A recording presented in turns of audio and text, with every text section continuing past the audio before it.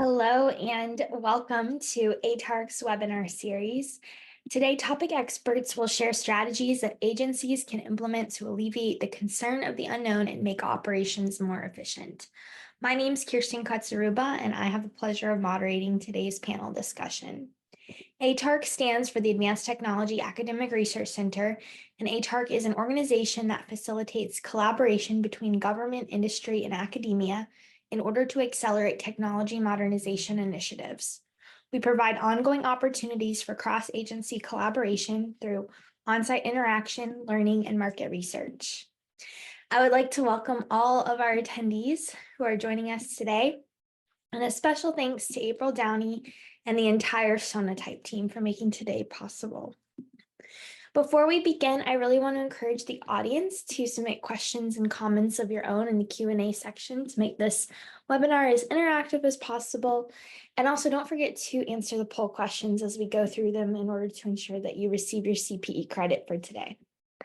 With that being said, I'd love to welcome our panelists to come on camera and come off mute. And we're going to begin with a round of quick introductions. So share with us who you are, what agency or organization you work for, and what your role is there. So I saw Major Hawthorne come on camera first, so I'm going to start it with you, sir. All right, thank you. Major Dan Hawthorne, U.S. Army Cyber Command. I lead the team implementing DevSecOps for the command with the recent expanded scope of providing our solution to the whole Army. Thank you so much. And let's jump over to Surendra next.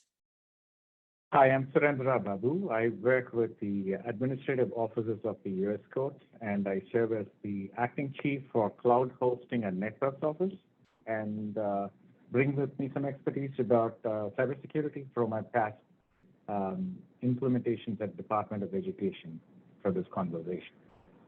Thank you. Thank you. Brian, would you like to go next? Sure. Hi, everyone. My name is Brian Fox. I'm co-founder and CTO here at Sonatype.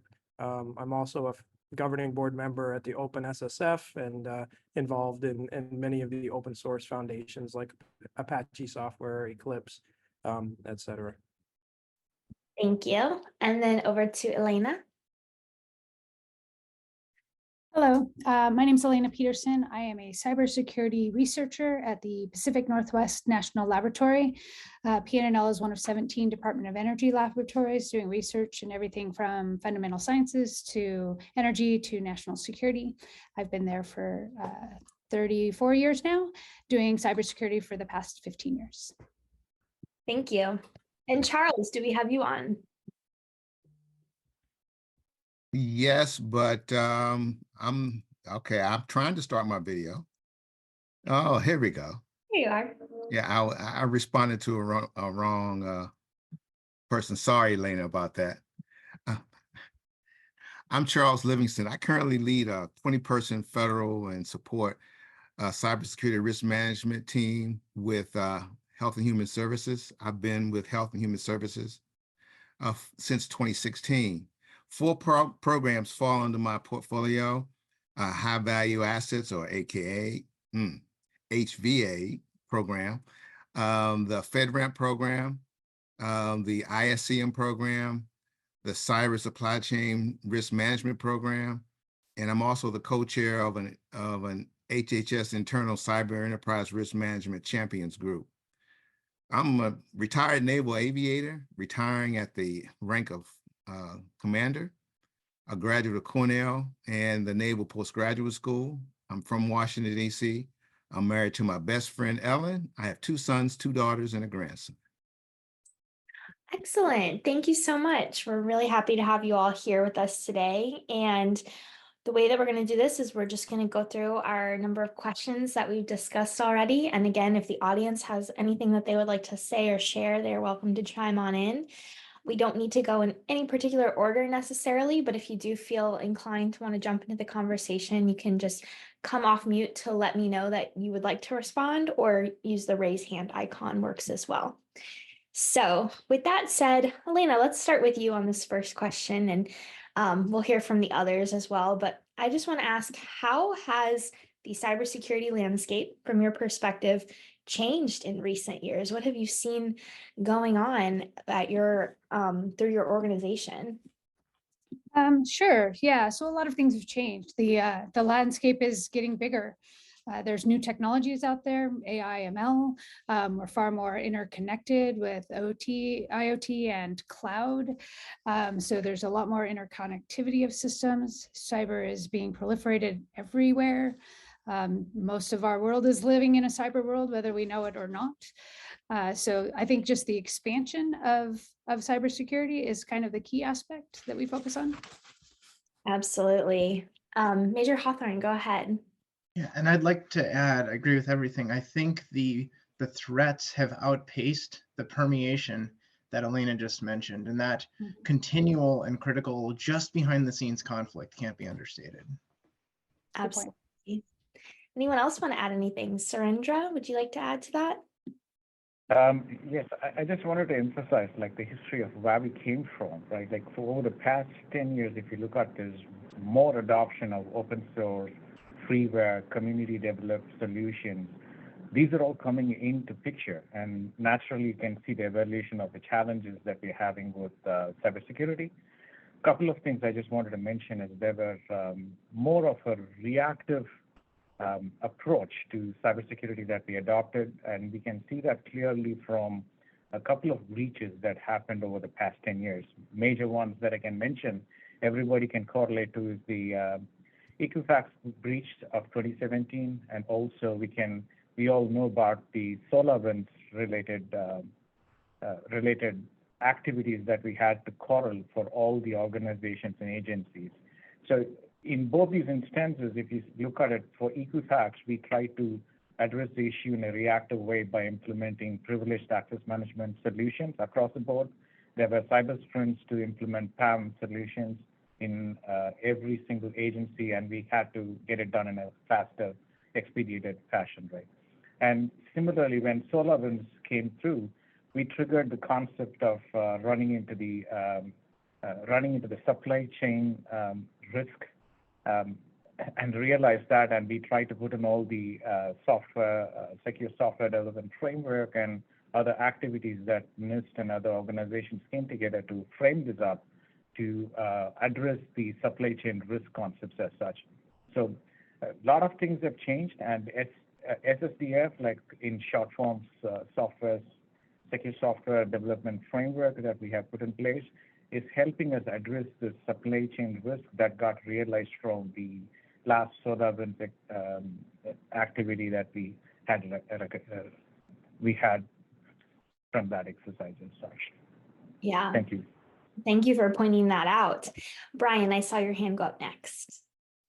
Yeah, one of the major changes I think not enough people are aware of is that around 2017, the attackers have pivoted towards leveraging the developers and the development infrastructure to perpetuate their attacks. And so this manifests in things like attacks on CI/CD systems. To some extent, the SolarWinds attack, I think, followed this pattern. But also, we've seen over the last handful of years, over 300,000 intentionally malicious components published into the open source ecosystem. So these are components that are designed as soon as the package manager pulls it down, that they execute the payload.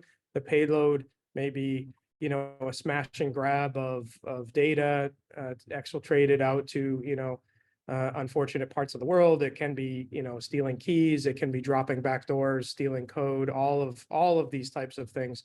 And many organizations are still struggling to deal with, sort of the vulnerable component problem. Log4Shell, as an example, was not an intentionally malicious, and yet many people struggle with that. The intentionally malicious part is a whole new ballgame that requires an entirely different approach to solve. And so this is one of the biggest shifts I've observed occur over the last 15 years. Thank you for pointing that out. And Charles, go ahead.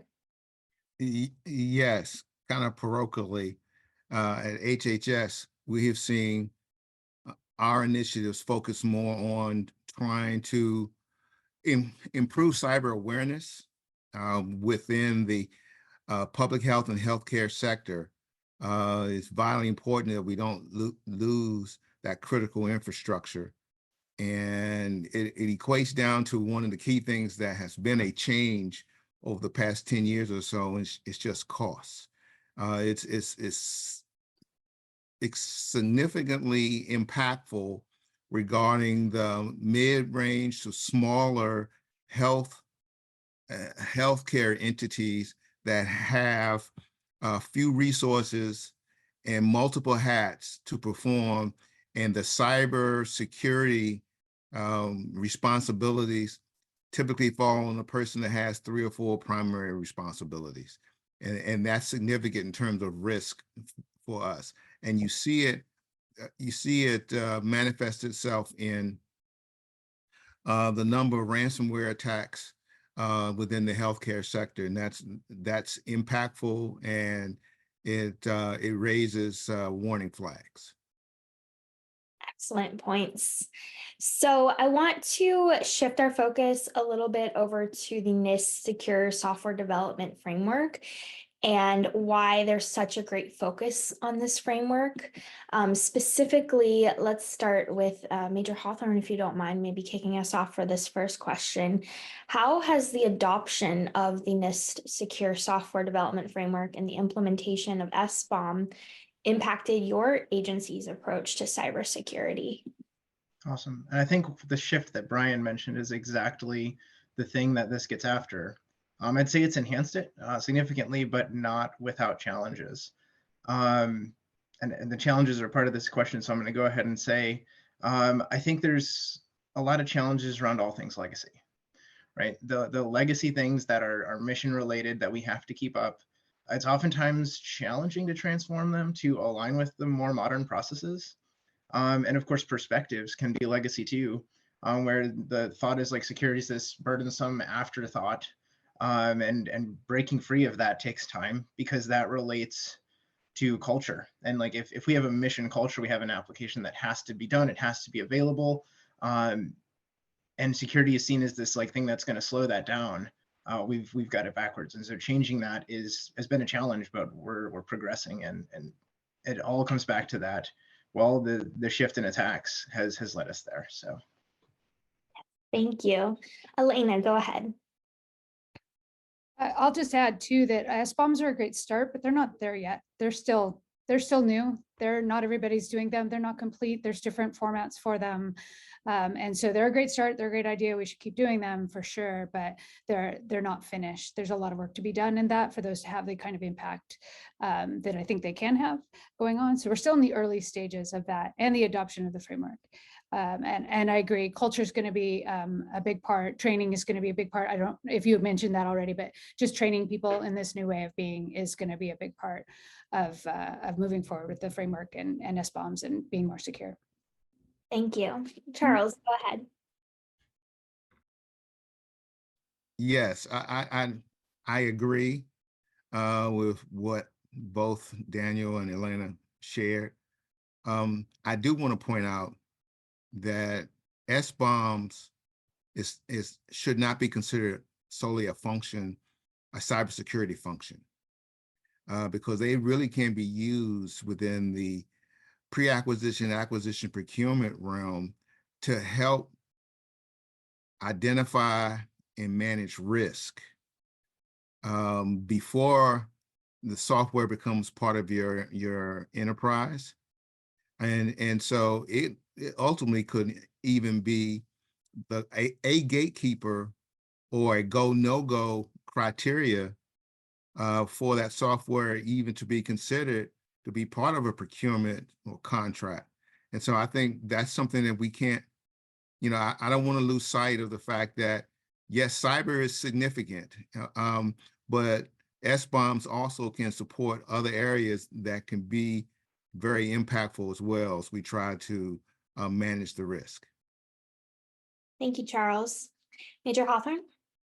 So I was going to save it for the closing question, but as a way ahead, what you just said aligns exactly to what I think one of the greatest challenges will be, that we have to ensure that the integrity and completeness of those SBOMs are there.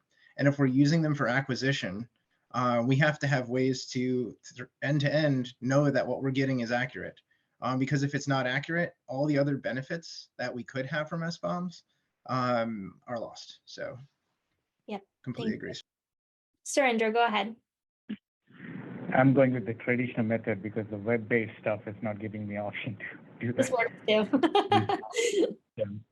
Anyways, I just wanted to add on to what others over here have continuously stated. The SSDF adoption, I just called it as SSDF not to do the whole acronym for Secure Software Development Framework. So the SSDF adoption actually has helped with addressing some of the things that we see in the life cycle of a product development or a solution development. When I talk about it, right from the vision stage to the disposal stage, what needs to be done is also captured as some to a large extent in that SSDF. It also maps back to your controls that you're putting together from the NIST 853 framework point of view. So it just tries to tie in the risk associated with what you're doing with the solution development throughout your development lifecycle, right from the vision where you have a business need expressed for standing up a software IT solution, going right into the disposal stage on how you're tracking that and taking it off properly and disposing it out per regulations that we are bound to abide by. So that is what it tries to align with.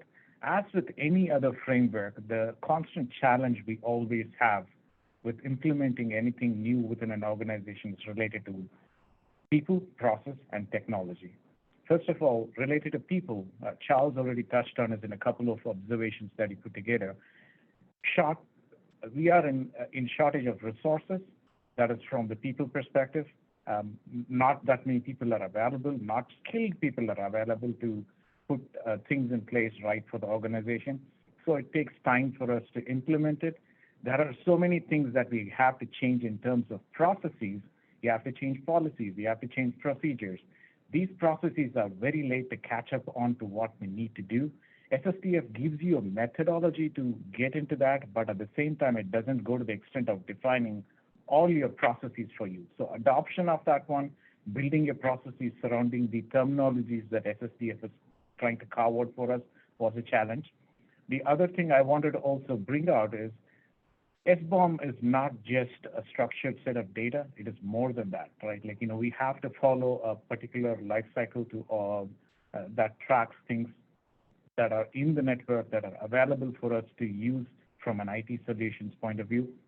And one of the constant things that you face is when you have distributed systems, which is something that I did face in Department of Education. When you have distributed systems, every single system want their hands on their system, and they don't want to give up visibility into that. Naturally, what happens is everybody had their own methodology for tracking it. Standardization was lacking. So SBOM standardization was a challenge for us when we tried to roll it out. We all know there were 3 specific widely used standards, which is SPDX, Cyclone DX, and SWID. SWID is one of the things that was promoted by NIST, and it had a tie-in to the NVD, which is the National Vulnerability Database, which helped us track where we stand with the vulnerability related to the software component modules and so on and that.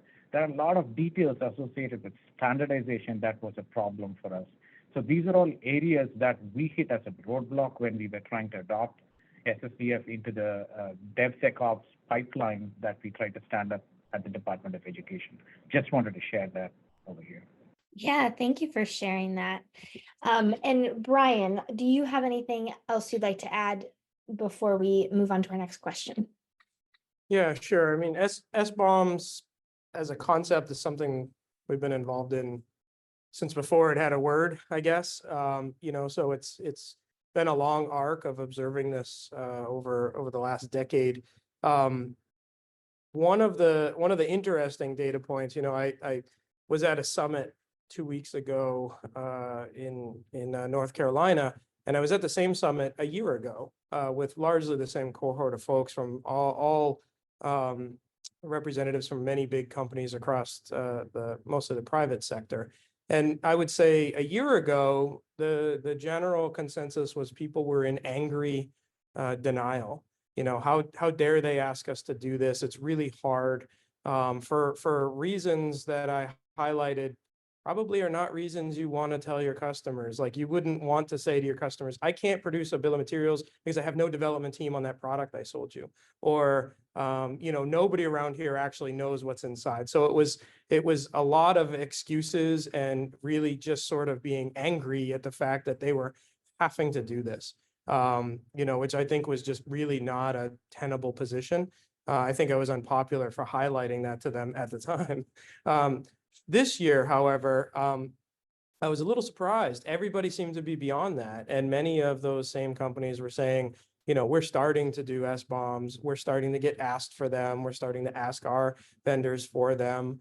It was early, but nobody was really complaining about it. In fact, some people saw the light that we had 10 plus years ago, that they were saying, wow, now that we have SBOMs, I'm able to do these other interesting things, like understand my licensing, like think about my architecture, you know. And this is an area that we've been preaching at Sonatype, like I said, for well over a decade. But this is the important part, especially for agencies here, you know, the general perception is that while everybody's asking for them, nobody knows what to do with them when they receive them.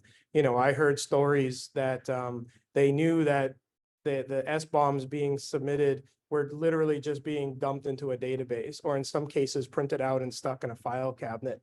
And so while it's encouraging to hear that we've moved beyond denial, we're not angry about it anymore at large, we're doing it and asking for it, there's still a lot of chaos around this.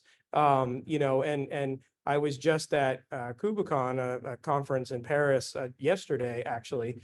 You know, we launched new capabilities in this area. We announced them this week, and I had lots of conversations with people. Nobody came up to me and said, what's an SBOM? Why do I want it? Everybody was saying, I need that. I need some help with the chaos, right? So I think that as a barometer of where the industry is, it's a good trend. All the problems that the other panelists have highlighted, accuracy, completion, you know, using them for proper things, all of that needs to be sorted. But I think it's really encouraging to see that we're finally starting to take the first steps. Yes, absolutely. So you must have sparked some conversation from that, because I saw quite a few hands go up. I'll just go in the order I saw them. So we'll go Charles, Elena, and then Surendra. So Charles, go ahead. Yeah, Brian, very valid point. I think that the transition from denial to acceptance, it really kind of revolves around business case, because the requirement has not gone away. It's been codified now, and so in order to get the fair share, I think business has come to realize if we don't do it, then we won't be invited to the table, and so we will not be able to. It's a cost. It's a financial challenge for them. We have to accept it as a requirement in our new business model or our revised business model, and move forward. And we have to do it in a way in which it meets the merits of what's been codified in memos, OMB memos, M2218 and 2316. Now, they only go but a couple of steps. So how you use them, where you store them, how we can, within the federal framework, use them collectively and holistically, instead of asking one vendor 11 times about self-attestation of their secure software development framework, being compliant with that.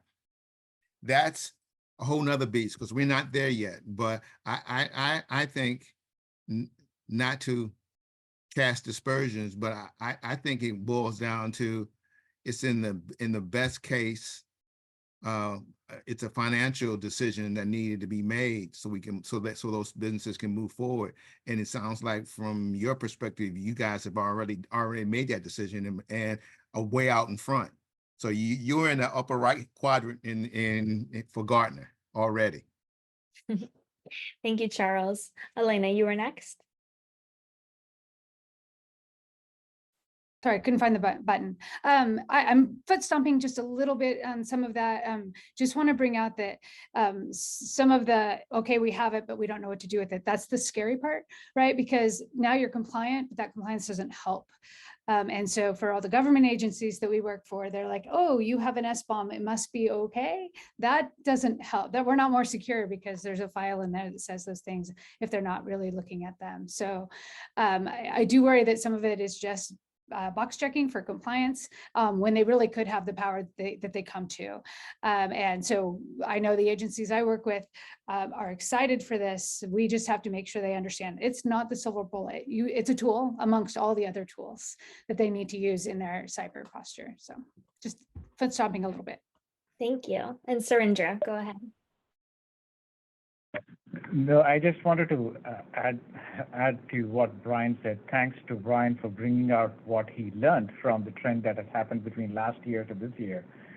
One of the consistent struggles, even when we were in the preliminary stages of implementing this last year with the Department of Education, like not last year, a year and a half ago, like then when we had the initial version of SSDF come out, right? One of the major difficulties we had was like we constantly kept telling our integrators to do a software composition analysis of the products that they had in the network. And some of the skill levels that we saw from the integrators were very surprising. And they did not understand the concept of software composition analysis and how it would be beneficial for the organization to ensure proper analysis is done. And proper analysis would lead into ensuring you're taking care of vulnerabilities, monitoring things on a consistent basis, trying to do the follow-on actions and processes essential to implement what is essential for putting up a strong fence around our systems, building up strong cybersecurity resilience and capabilities to measure them on a consistent basis against what we have as known and unknown components that are sitting within our network. So that is an important thing and just synced up with what Brian said and wanted to share that with this group as such. Thank you. Yeah, thank you all. Okay, so I just realized it's 30 minutes into this discussion and we haven't had one poll. So ATARC, if you could please put the poll number 1 on the screen. And while our audience responds to that, if our panelists would turn their attention over to the Q&A chat, we'd have had 1 comment come in and then 2 different questions. So take a moment to review those questions, see if there's anything you'd like to respond to. And if so, you can go ahead and throw your hand up, the icon or physically, and I'll call on you and we can possibly get some of those questions answered. So take a moment to look over that. And as for our poll, I hope everyone had a chance to respond to that. Looks like our audience is looking to ensure compliance with national cybersecurity regulations. All right, now back to our panel. Major Hawthorne, is there a question on here you'd like to address? Yeah, I can take a stab at the third one. Okay. You know, for software development, it's really the better idea to do it at the lowest level possible. I would say many times it's the data that makes the application, you know, become something above unclassified. So doing that there, where you have full access to the constant industry information about new and emerging threats, instead of, you know, pulling that up to a higher classification level where, yeah, maybe we have some other information about new and emerging threats, but starting low and moving high post build is definitely more cost effective, and we're able to move faster that way. Thank you. And thank you, anonymous attendee, for your question. Brian Fox, would you like to go next? Yeah, sure. A quick answer to the same question. You know, we developed a disconnected high side capable solution for this for a while. It includes the data replication, the analysis, as well as replication of the actual components. You know, getting the components securely onto the high side is just as important as the data. So, so that is a challenge that we see, one that we helped solve for our friends in government a while ago. Thank you. And Charles.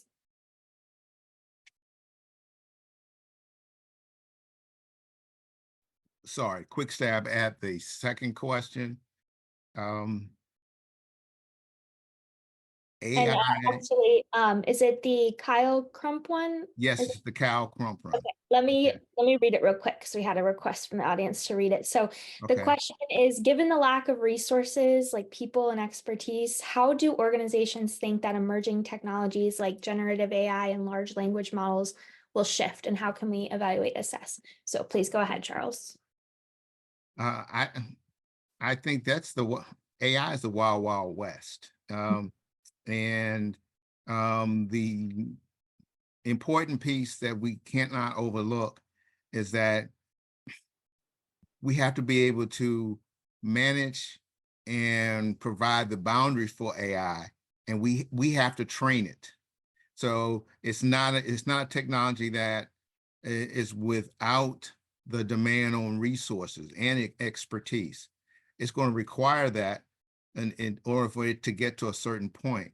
Now, maybe in the long term, it could perhaps better evaluate SBOMs, but in the short term, it's a trainable technology, but we have to manually be involved in order to ensure that it's not overlooking things that we need to make sure it does not overlook. And as we move forward, it should learn as it gets trained, but it's not a panacea. Thank you, Charles. Mhm. Elena, go ahead.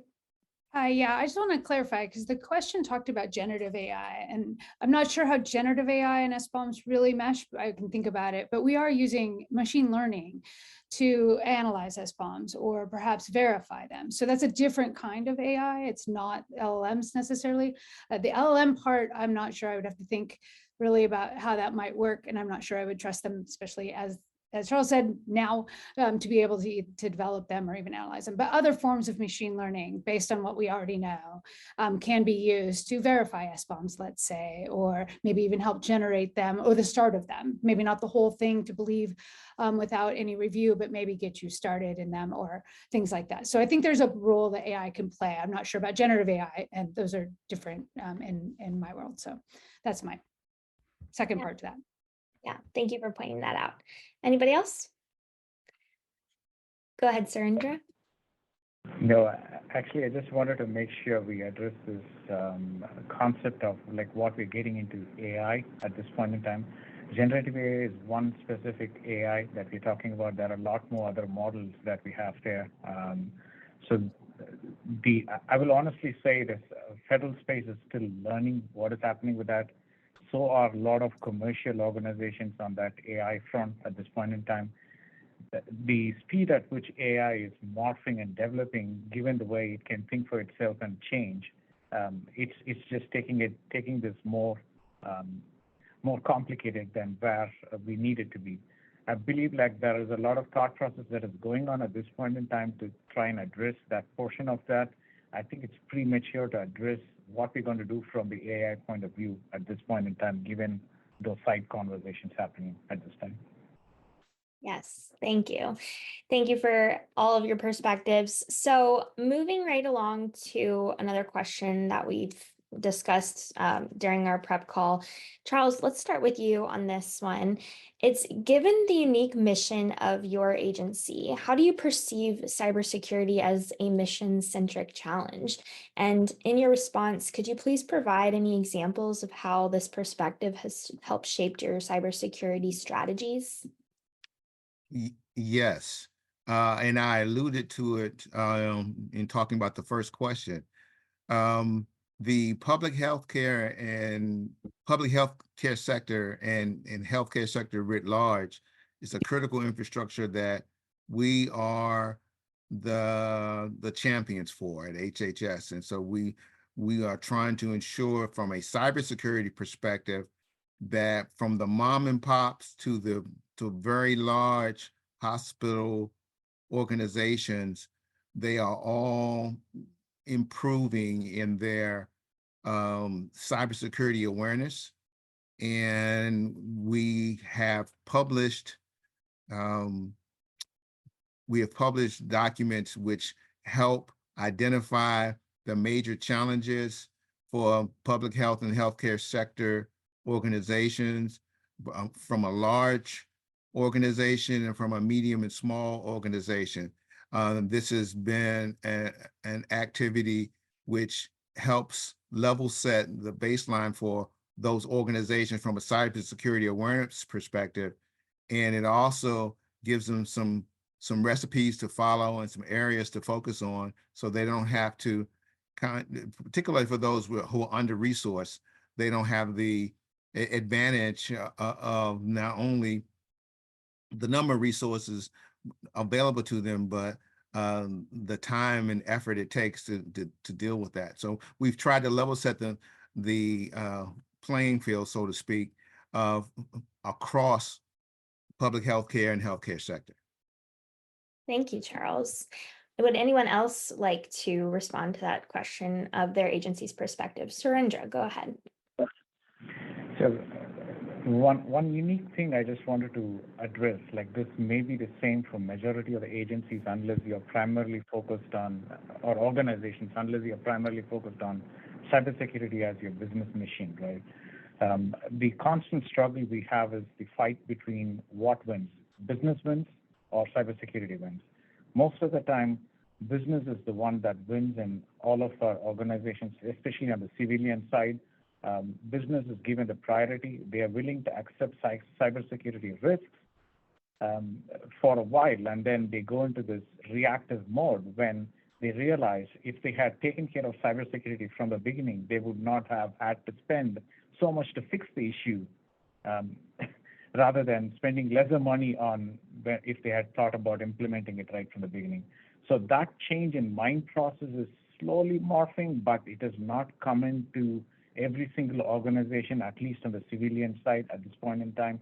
So we are still struggling with many organizations taking a quick shortcut to just say, I'll accept the risk to move forward with implementing cybersecurity as an afterthought, and keeping the mission and business goals as the primary to continue to move forward.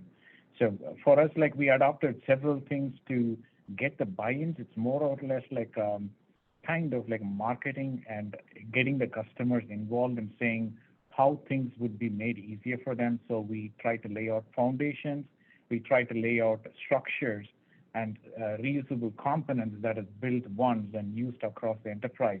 Those kind of structures did help us move a little bit the needle to the right, but still we are struggling a lot of times with all the agencies in that aspect. Thank you. Elena, go ahead. Oh, you're on mute. Yep, sorry about that. I was going to say it's not just the private sector. All the governments that government agencies that I deal with too, also are mission first and cyber if they need to, or at least maybe they're compliant. One of the areas that's starting to get some traction for us, which I think is really good, is for the different agencies who have missions that are more physical, like the DoD, the physical protection and things like that.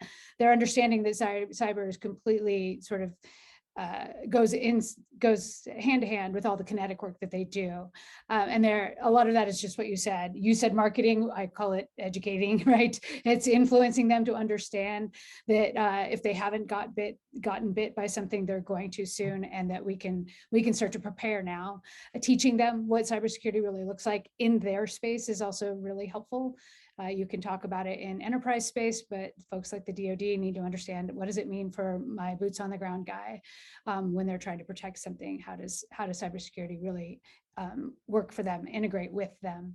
So we've had some successes there. Just so you know, though, you're not alone. It's still an issue all over the place. Thank you, Elena. And Major Hawthorne.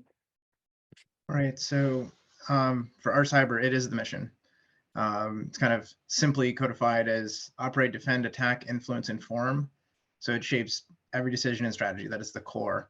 I'd say one example that's really close to what I do. So speaking from a slightly smaller than whole of command perspective now, the decision to adopt modern DevSecOps. And it's supported by Army level policy now.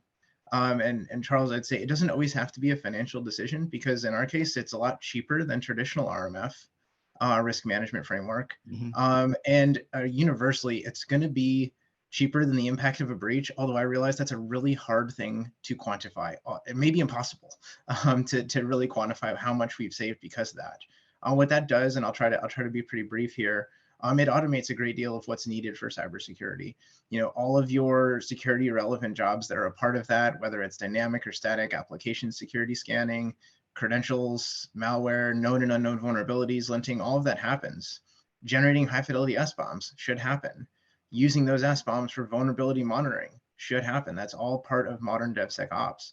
And then failing, stopping developers that have unmitigated vulnerabilities as a result of that, that pushes cybersecurity to the left and gives developers more responsibilities, which actually we found helps their agility instead of hampering it by giving them the ability to, hey, show us you've mitigated that for yourselves. Don't have to wait for an external security auditor to say, oh no, we need you to go back and mitigate that. So we found that all to be positive, and that relates back to this, our strategy is to do that and to keep pushing that. Thank you.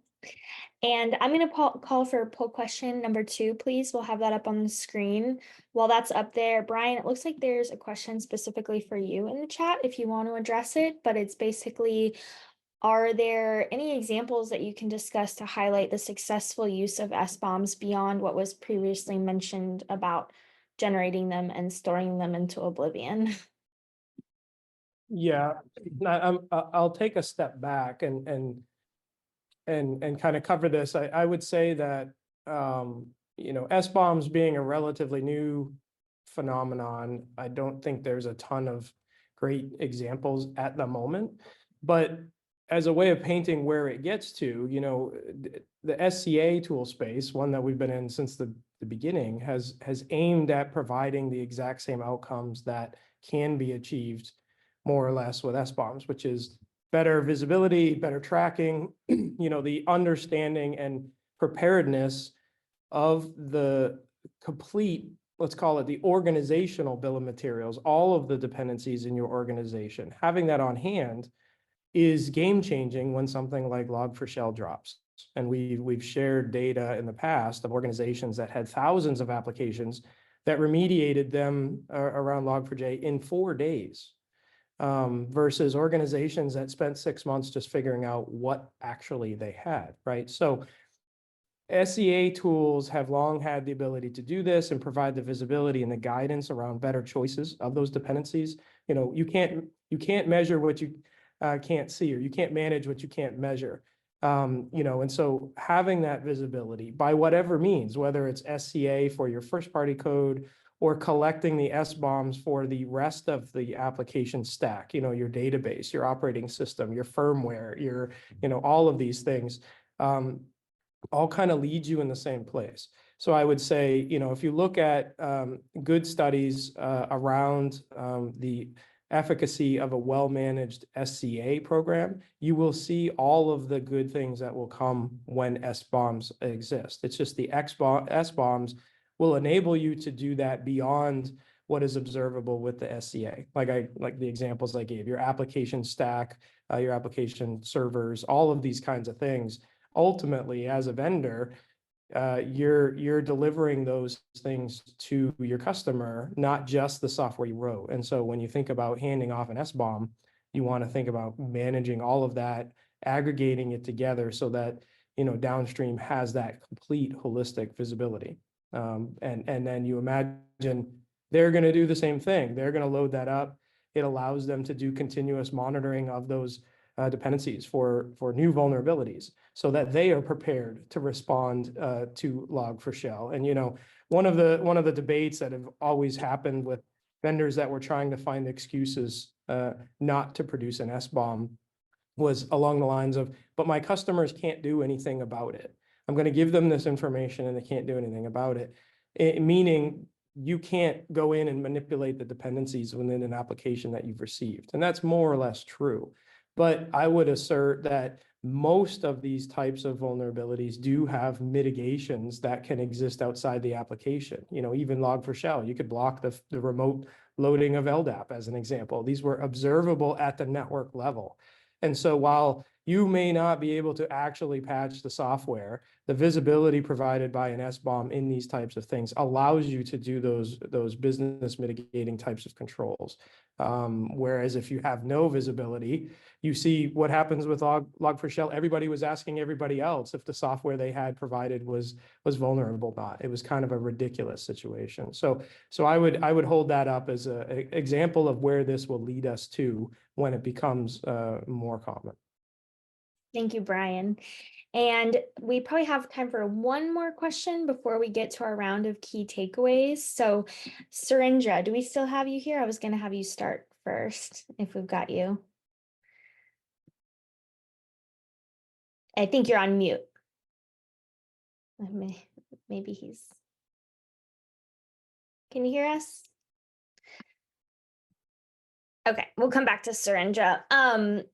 Elena, let's look at you for this next question. If you could take us into looking ahead, what are the key challenges and opportunities that you foresee in cybersecurity, particularly, of course, regarding the adoption of frameworks like NIST and SBOMs, but how do you think organizations should prepare for these developments in the future? I think we've talked about some of them, right? The threats are growing, they're coming faster, we're more connected, there's IoT, there's cloud, there's compliance. The frameworks really help with that, giving you, a foundation to work from. I think that getting ready for all of those things really means having a focus on that, making sure you have a culture of being adaptive and flexible for the things that are coming through. The opportunities are really to get ahead of the game. I think secure by design, which is what the standard is really trying to get at, right, is the more things are developed with security in mind, the less we have to do after the fact. So the more secure things you bring into your enterprise, the less you have to worry about the basics. You can then worry about how those tools are being used and whatever your vulnerabilities or risks might be. So the frameworks help in that because it's getting to be so large and so fast. Let's see what else. Again, just being proactive, making cyber a part of what you do every day, all day, as opposed to, we call it bolt-on. I still live in a world very often in the world of science, especially, where security is not something they think of until after the fact, because they're more worried about performance some way. And so you have to not let performance or perhaps financial incentives preclude your need for cybersecurity. The frameworks help you get there. Again, you have to be agile on top of those frameworks. To start, at least. Thank you. Surendra, did we have you back? Did you hear the question or you want me to repeat it? No, I just wanted to look at the context of what question was asked because my network dropped off on the laptop, so I just hopped onto the cell phone. So we're just touching on some key challenges and opportunities that you foresee for cyber, particularly around like NIST and SBOMs, and just how organizations should prepare for this in the future. Understood. So that is actually the adoption. We are still very, very slow in adopting any framework that comes across, right? For example, I'll tell you, RMF came long ago, but still agencies are struggling to implement RMF at this point in time. The same thing goes along with the frameworks and associated technologies that we're trying for SBOMs also, right? And it's not just SBOM, there is other types of BOMs, like bill of materials, that we got to take care of, MBOMs and all of those kind of things that we have to worry about, right? And the key thing is, while we are struggling to implement those frameworks, there is also advancement in technology. Even in this particular session, we heard people talk about artificial intelligence.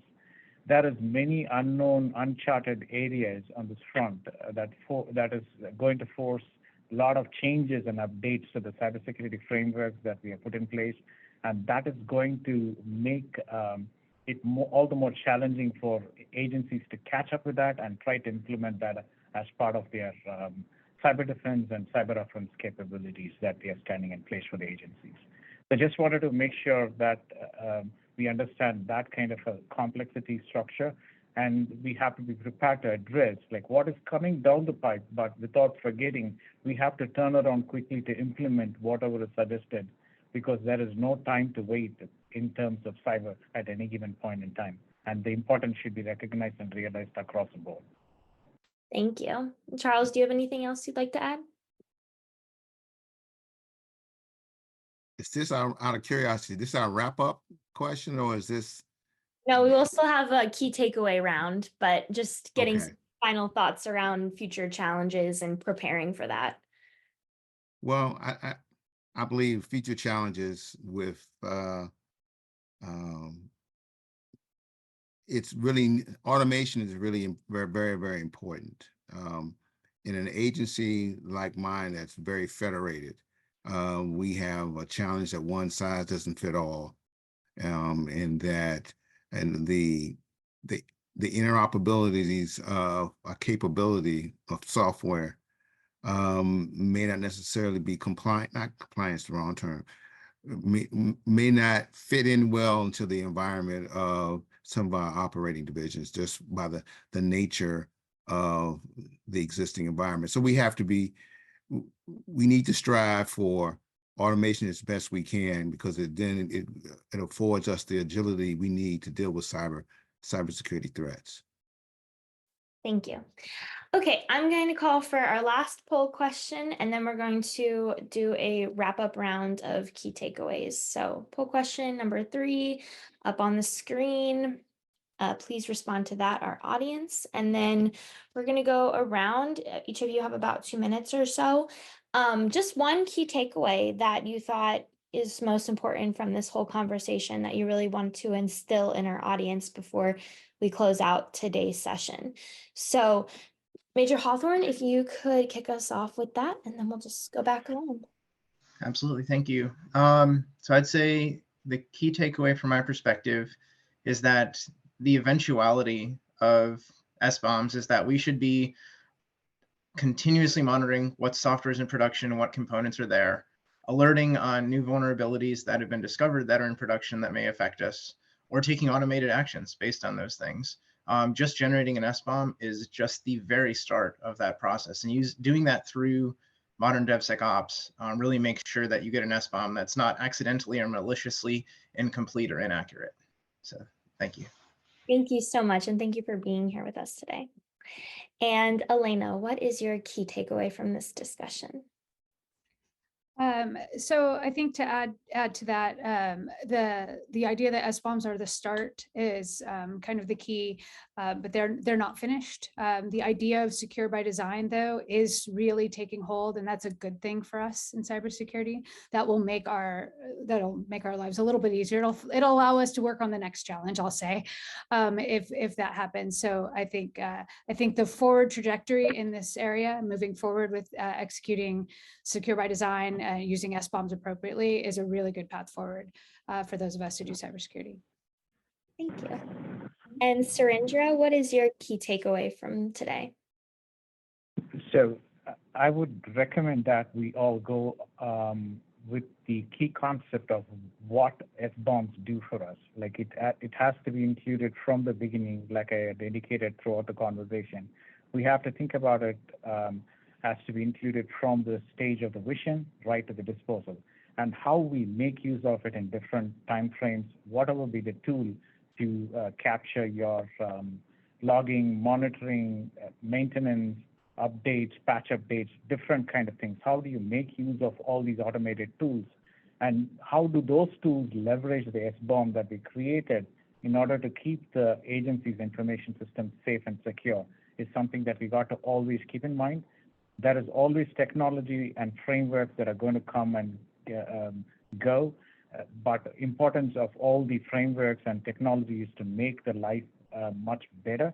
And we got to figure out like how to make optimum use of the SBOM and use those frameworks to implement it at the right time to comply with whatever is coming at us at a very fast pace, including AI that is coming at us as the next step. Thank you, Surendra. Thank you. And Charles, let's hear from you next, please. I do believe that with the increase in risk and threats and the use of cloud, I have to really agree with Elena in how she describes the immaturity of the SBOM structure right now. And additionally, with a requirement for self-attestation from software developers, along with the SBOMs generated, the self-reporting aspect of this process right now, I'm a little uncomfortable with trying to rely upon that as a means to say, yes, my stuff is good. Yes, I definitely verify that we are good and we follow the program. Well, that's great, but to quote a former president, trust but verify, and we need to be able to do that. And some generated SBOMs are more accurate than others, but I believe that the verdict is still out, and we need to mature this capability sooner than later. Thank you, Charles. And Brian, what is your key takeaway? You can take up the rest of the last 4 minutes if you'd like. Sure, I would say, yes, SBOM, the whole process, we're still early in that process. Clearly with, government regulations and such, it is accelerated this process faster than we saw other adoption of trends. I think that's generally a good thing. I would say that you don't have to wait for SBOMs to mature to get many of the values. Many of those values can be provided by tools, SCA tools today, certainly as it relates to the software you're developing and the open source dependencies. That's a well-established space where a lot of the problems are. So I hear people say things like, I have to wait till all my dependencies provide SBOMs before I can do it. That's just categorically not true. The SBOMs will allow more complete and wider coverage when they are available. So don't wait for that. That's the first thing. And the other thing is SBOMs do nothing to help with the intentionally malicious software side of things. You can't judge a pie as being safe to eat simply because the ingredients list does not include poison. Doesn't mean there's not poison there. And again, this is an area where existing tooling can help detect the inconsistencies between the SBOM and the reality. So you can validate it using existing tools. You need to think about ways to defend your developers from those intentionally malicious components, because once they touch them, it's too late. The data may have been exfiltrated, the backdoors may have been dropped, and conveniently, or I guess maybe inconveniently, many of those components don't actually compile when they're one of these fake components. They won't often get very far through the development pipeline. And so what that means is, your tools may not pick up that it happened unless you're able to defend in front of the developers with something like a repository firewall to stop it from getting there. Because if they pull down one of these things and their compile blows up, they realize they fetched the wrong thing. It was an underscore instead of a dash. They grab the right one, they move on with life, and then they check it in. And then your tools might pick it up and say, yeah, everything looks good. And so you, in many cases, are lacking visibility into what actually happened on the developer machine. So these are aspects that I think not enough people are really grappling with right now, because in some ways we're still struggling to deal with, like I said, the basics of just plain boring vulnerable components and all of the implications there. So I think those are the key takeaways that I would like. Thank you all so much for being a part of this discussion today. And of course, I need to thank our sponsors at Sonatype again for making today's event possible, and for our audience for tuning in and submitting some really great questions. So we really appreciate all of you. And as a fourth and final poll question, if you'd like to receive your CPE credit, please let us know so that we can send it to you. And up on the screen, you'll see our next event is March 28th at the same time on Thursday. this time on intelligent data and the key to cyber resilience. So if you enjoyed this content, you will probably enjoy that one, and we hope to see you there, and we'll talk to you next time. Everyone have a great rest of your week. Bye. Thank you.